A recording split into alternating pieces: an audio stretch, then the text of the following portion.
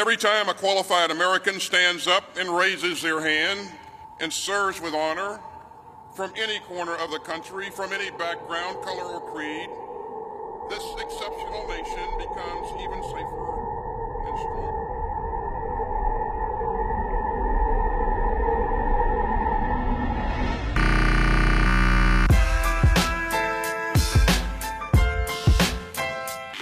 This is Doug Emhoff, the husband of Kamala Harris, and therefore the second gentleman of the United States. Recently, Emhoff attended a ceremony to celebrate the UConn men's basketball team for winning the NCAA championship. And Doug got a special shout out from Joe Biden. Well, we also have the second gentleman here. Second gentleman, that sounds ridiculous. This guy's a hell of a lawyer, and he gave up his practice so his wife could be Vice President of the United States of America. There's a little to unpack here. To start, Biden just doesn't get the concept of second gentleman. My White House team, Jill, Doug, our first lady, and our first lady and our second husband. No, I'm joking. And Biden also doesn't seem to understand, well, anything. When Doug Emhoff, Kamala's wife are there. Kamala will be back later this week. And then there's the time when Doug Emhoff contracted COVID, and Biden called Kamala Harris the First Lady. There's been a little change in the arrangement of who's on the stage because of the First Lady's husband contracting COVID. But look at this room and what you see. Pardon? That's right. She's fine. It's me. That's not together. Yeah, no sh**. The second lady, the first gentleman. How about that?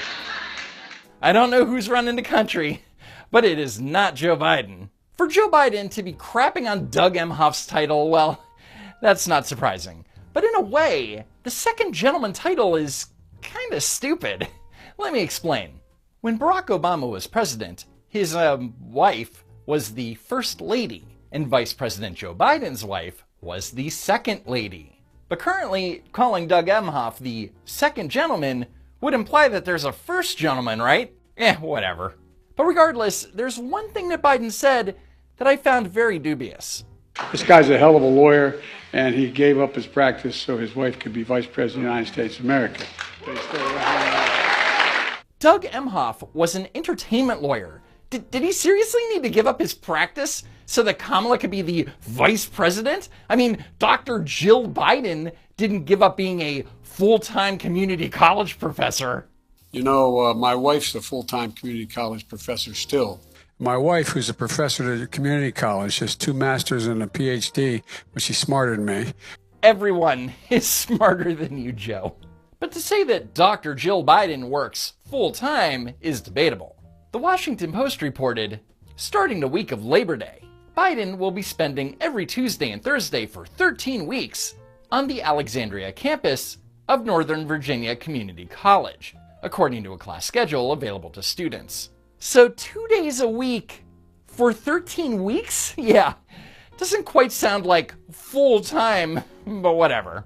And notice that the Post claims that she's known as the teacher-in-chief. Yeah, nobody calls her that. It also claims that she fought to continue teaching as First Lady. She fought to continue to teach? With who? She's the resident's wife. She can do whatever she wants. And with that said, the fact that Doug Emhoff didn't fight to keep practicing law so that he could be like the First Lady or whatever says everything you need to know. But here's a little bit more. There's too much of toxicity. It's masculine toxicity out there, and we've kind of confused what it means to be a man, what it means to be masculine, where you've got this trope out there that you've got to be tough and, angry and lash out to be strong. It's just the opposite. Except there's no such thing as toxic masculinity, only toxic behavior. Furthermore, anger and lashing out has nothing to do with being tough. And being tough is a thing that Doug Emhoff clearly knows nothing about. Anyway, speaking of the First Lady's wife. Many of us have a smartphone, and many of you right now have it in your pocket. And everything you do on your phone is made possible by this technology. Without semiconductors, your smartphone would not be a smartphone. It would be a paperweight that occupies a big space in your pocket. Then why would I be carrying a paperweight in my pocket? God, she is so bad at this.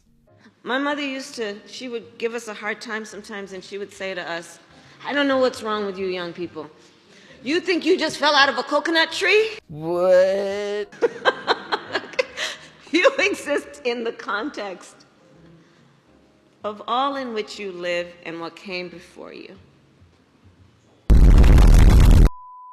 Next is Dianne Feinstein, who took a leave of absence back in March because she was diagnosed with shingles. Sounds awful.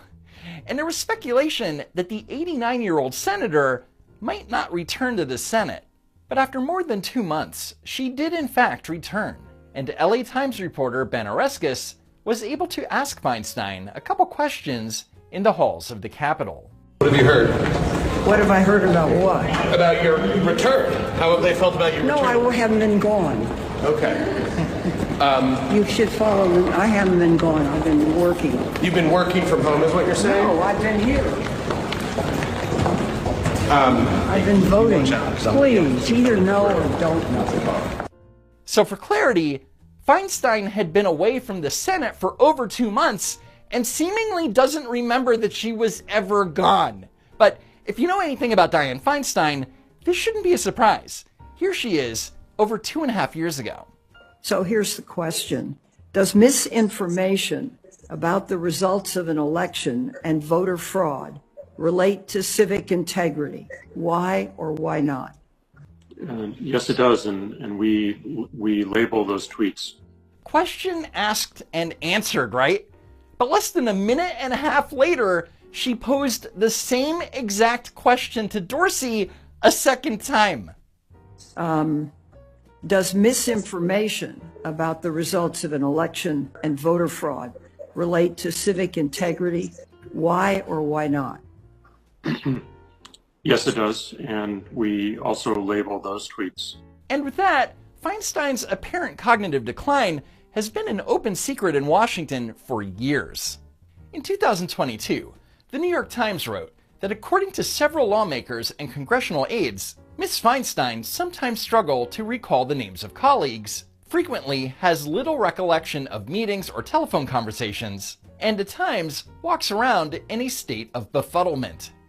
Ms. Feinstein is often engaged during meetings and phone conversations, usually coming prepared and taking notes, but hours later, she will have forgotten those interactions. And recently, the paper wrote, at times she has expressed confusion about the basics of how the Senate functions.